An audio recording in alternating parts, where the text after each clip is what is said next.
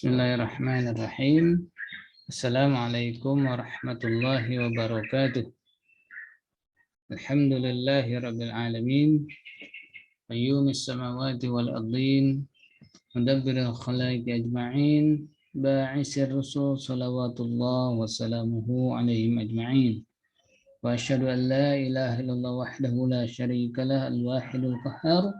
وأشهد أن محمدا عبده ورسوله وحبيبه وخليله وأفضل المخلوقين اللهم صل على سيدنا محمد وعلى آله وصحبه ومن تبعهم بإحسان إلى يوم الدين أما بعد.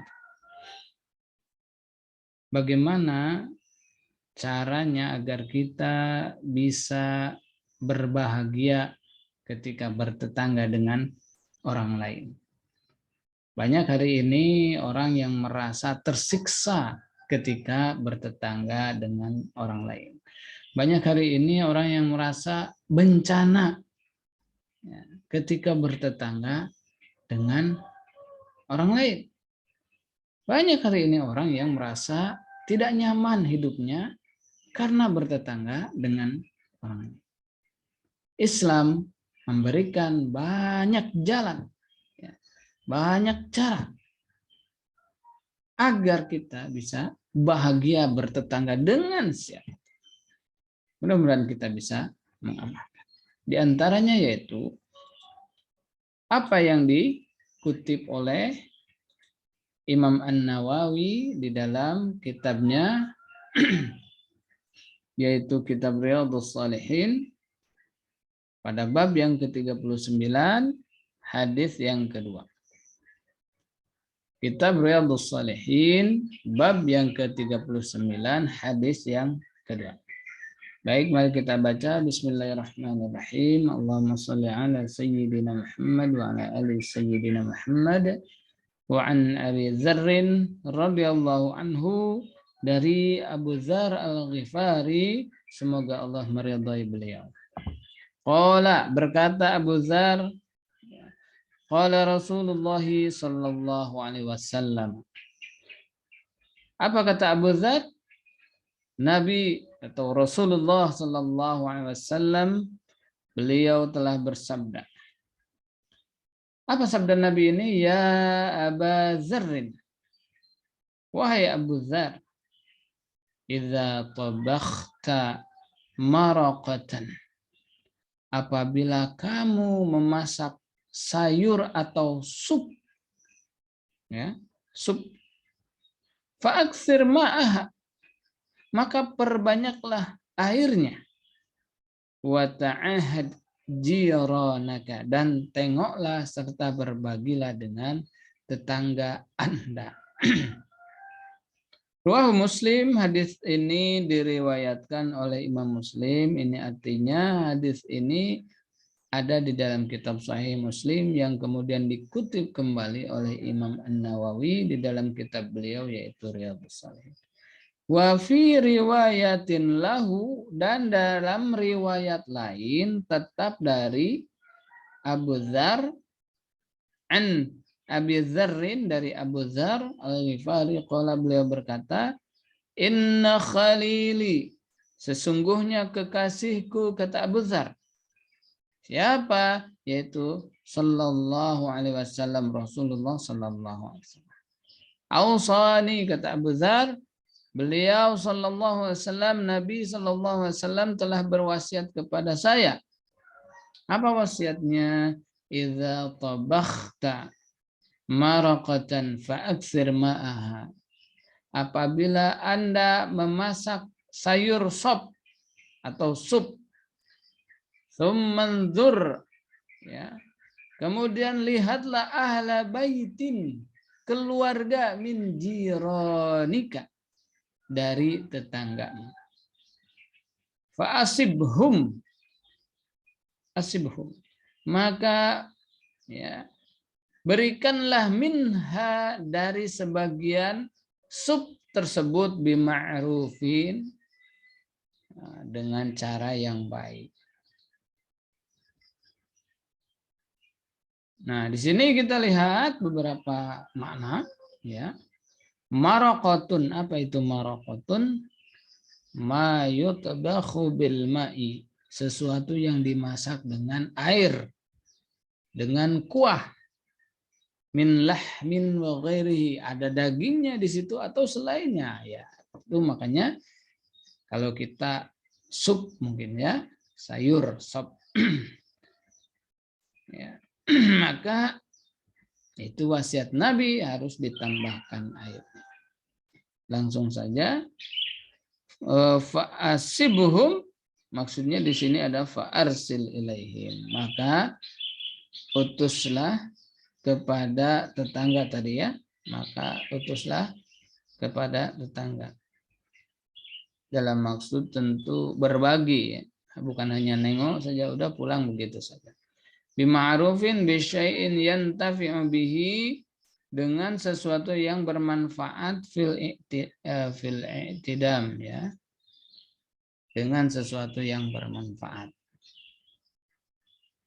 Nah, jadi hadis ini dari Abu Dzar Al-Ghifari, di mana Nabi berwasiat kepada beliau. Apa wasiatnya? Apabila Anda masak sayur, apabila Anda masak sup ya, maka hendaknya lihatlah tetangganya, dan jangan dilihat saja, tapi berbagilah ya, berbagilah dengan tetangga Anda tersebut.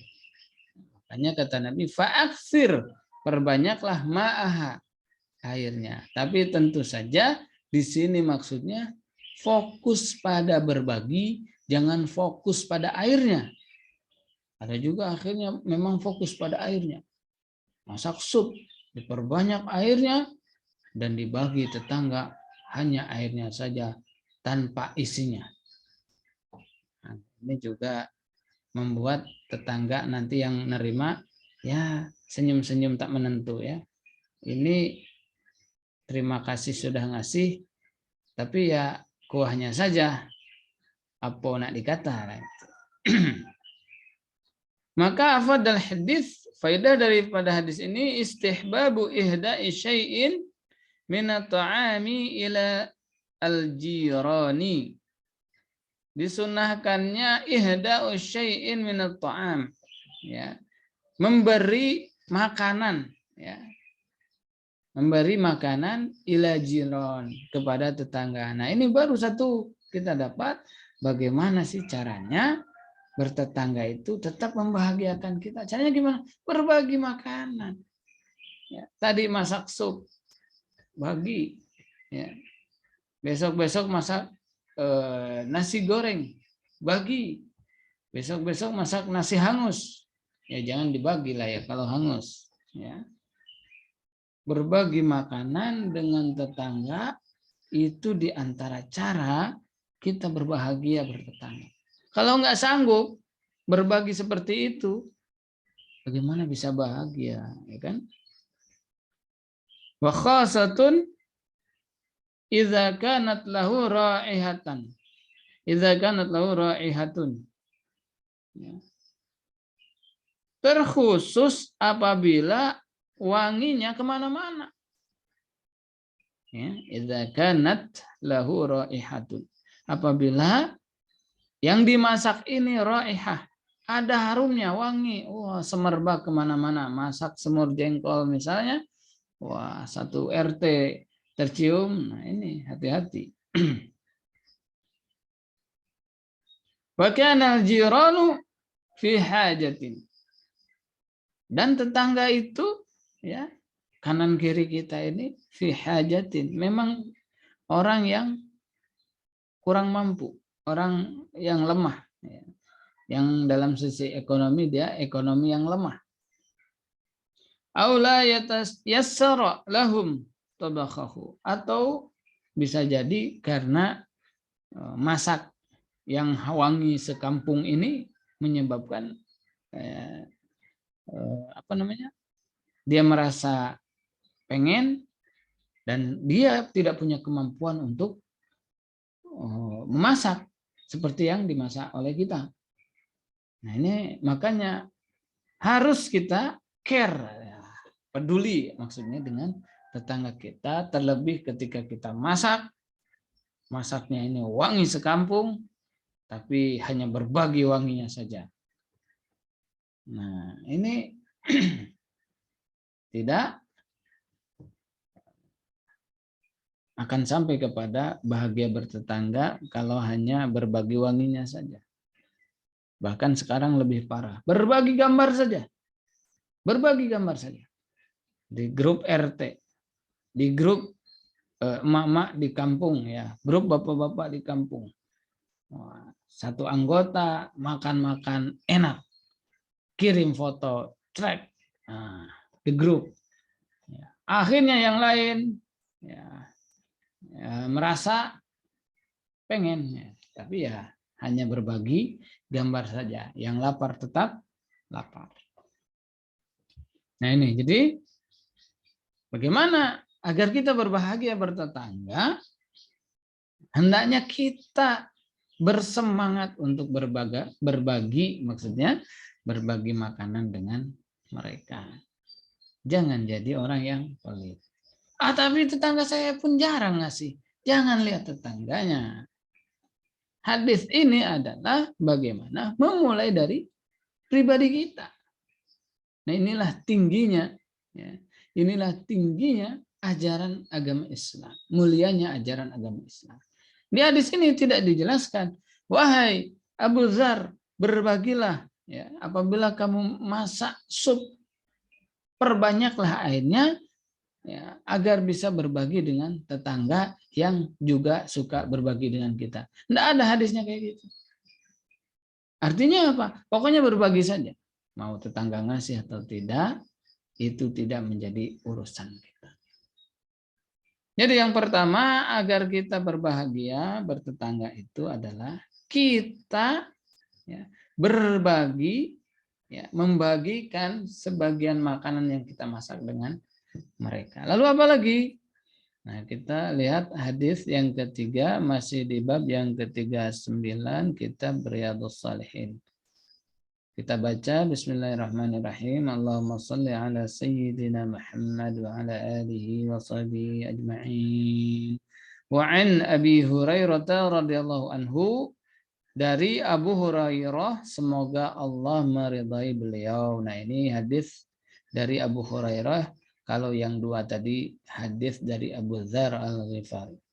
Anna Nabi sallallahu alaihi wasallam qala, bahwasannya Nabi sallallahu alaihi wasallam bersabda. Apa sabda Nabi? Wallahi, demi Allah, la yu'min, tidak beriman. Wallahi la yu'min, demi Allah tidak beriman. Wallahi la yu'min, demi Allah tidak beriman. Qila, maka dikatakan, atau pada saat itu orang yang berada di sekeliling Nabi bertanya keheranan, ya. Man ya Rasulullah? Siapa ya Rasulullah? Anda mengatakan sampai 3 kali, ya, demi Allah tidak beriman, demi Allah tidak beriman, demi Allah tidak beriman. Jadi para sahabat saat itu yang berada di sekeliling Nabi merasa heran. Ya. Man ya Rasulullah? Siapa ya Rasulullah? Orang yang Anda maksud tidak beriman. Qala, maka Nabi menjawab, ya, maka Nabi bersabda, alladzi, yaitu orang yang la ya'manu, tidak merasa aman, jaruhu, ya, tetangganya, biwa'iqahu, dengan tingkah lakunya. Muttafaqun alaih. Hadis ini muttafaqun alaih, artinya diriwayatkan oleh Imam Bukhari dan juga Imam Muslim. Wa fi riwayatin li Muslimin, dan di dalam riwayat lain dari Imam Muslim. Apa? Ya, kata Nabi, la yadkhulul jannah, tidak akan masuk surga. Man, siapa saja, la, yang tidak, ya'manu jaruhu, merasa aman tetangganya, biwa'iqahu, ya, bawa'iqahu, ya, bawa'iqahu, dengan perbuatannya. Al-bawa'iq, al-ghawail, ghil, artinya apa? Kedengkian di hati, wasyururu, dan juga keburukan lainnya. Nah, jadi dikatakan oleh Nabi, la allazi la ya'manu jaruhu bawa'iqahu. Ya, itu maksudnya ya. Tidak beriman, kata Nabi. Sampai 3 kali. Lalu para sahabat heran bertanya, siapa ya Rasulullah yang tidak beriman? Siapa? Allazi la ya'manu jaruhu bawa'iqahu. Orang yang tidak merasa aman tetangganya. Jadi kalau ada orang yang tetangganya merasa tidak aman dengan kehadirannya, hati-hati, kata Nabi, wallahi demi Allah, la yu'min. Artinya apa? Kalau orang-orang yang beriman pasti memberikan rasa aman kepada tetangganya. Nah, ini hadis yang luar biasa yang memberikan pelajaran tentang sosial kemasyarakatan kepada khususnya umat Islam, umumnya kepada tentu saja seluruh umat manusia.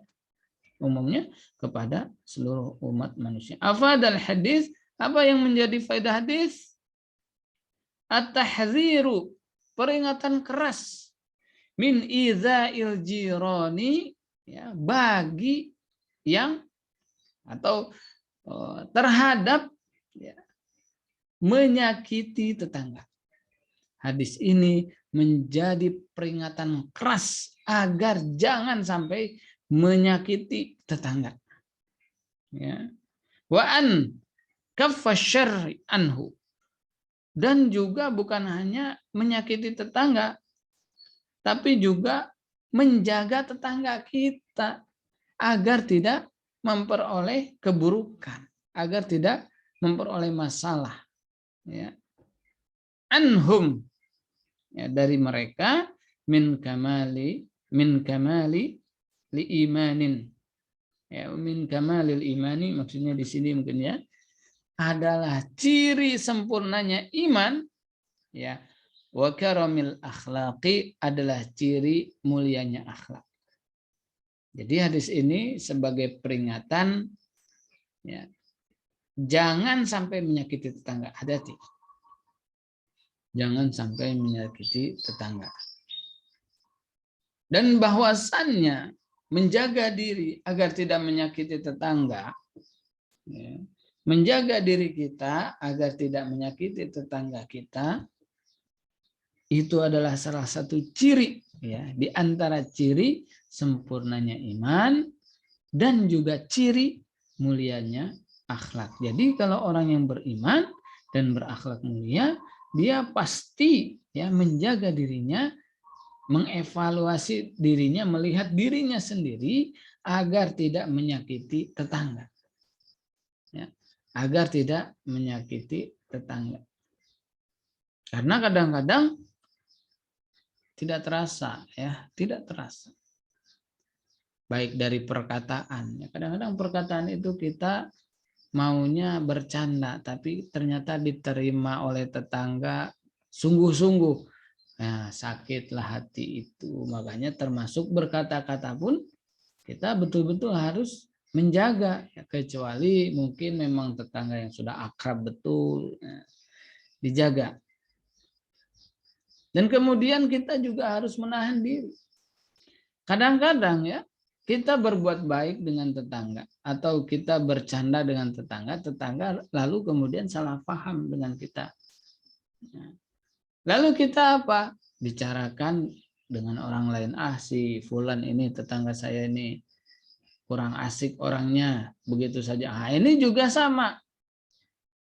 Dia secara tidak langsung menyakiti, membicarakan, menggibah tetangganya. Ini juga tentu menyakiti. Tidak boleh. Menyakiti secara langsung tidak boleh. Menyakiti secara tidak langsung tidak boleh. Jadi yang boleh apa? Yang boleh, ya, menjaga diri, tidak menyakiti tetangga, dan kalau sudah seperti itu pasti, ya, pasti akan bahagia kita bertetangga dengan siapapun. Kalau kita jaga diri kita agar tidak menyakiti tetangga kita, baik secara langsung atau tidak langsung, pasti kita akan bahagia. Siapapun tetangga kita. Dan fitrahnya manusia ini adalah karunia dari Allah, rahmat kasih sayang dari Allah kepada kita. Fitrahnya manusia sejahat apapun, ketika kita berbuat baik kepada dia, fitrahnya ya, kalau yang sucinya itu pasti dia berbalik berbuat baik kepada kita, pasti. Insya Allah. Ya, dalam beberapa pengalaman seperti itu, kadang-kadang kita ya tegur sapa, ya tersenyum kepada tetangga, walaupun hanya klakson motor dan lain sebagainya. Kadang-kadang mereka malah membantu kita, mereka malah menjaga kita. Ketika ada orang lain menyakiti, ya mereka siap menolong kita. Walaupun kita hanya ya masih ngasih senyuman, ya senyum terus, ya nggak pernah ngasih apa-apa pun, ya nggak masalah, ya nggak masalah. Jangan sampai dengan tetangga itu seperti dengan musuh, berpapasan seperti tidak kenal, ya kemudian ya tidak ada tegur sapa. Kalau sudah seperti itu, bagaimana akan bahagia bertetangga? Al-idraru bil jirani ya qad yajurru ila al-kufri wal isyanil al-mustaujabu ya, azaban nari. Tuh kan, al-idraru berbuat buruk atau menyakiti bil jirani tetangga. Menyakiti tetangga qad yajurru ila kufri, kadang-kadang itu bisa melemparkan seseorang kepada kekufuran. Wal isyan, bahkan melemparkan kepada isyan, kemaksiatan. Al mustaujab, ya, di mana hal tersebut mewajibkan atau menjadikan orang tersebut ya, diberikan azaban nari, siksa neraka. Makanya hati-hati. Ya. Kadang-kadang ketika kita berbuat jahat kepada tetangga, ya, orang ngirim sayur itu baik, ini malah ngirim santet, ada, wah ini jahat kali. Nah kalau udah ngirim santet ini ya udah kufur, ya. Ini udah kufur karena apa? Dia mengirim santet sudah bekerja sama dengan jin, dan artinya dia sudah syirik, musyrik, menyekutukan Allah Subhanahu wa taala. Apa artinya iman dia dalam hati dia? Sudah tidak ada lagi. Orang memberi uang kepada tetangga, berbagi uang kepada. Ini malah beri tuyul. Nah, ini sama ini.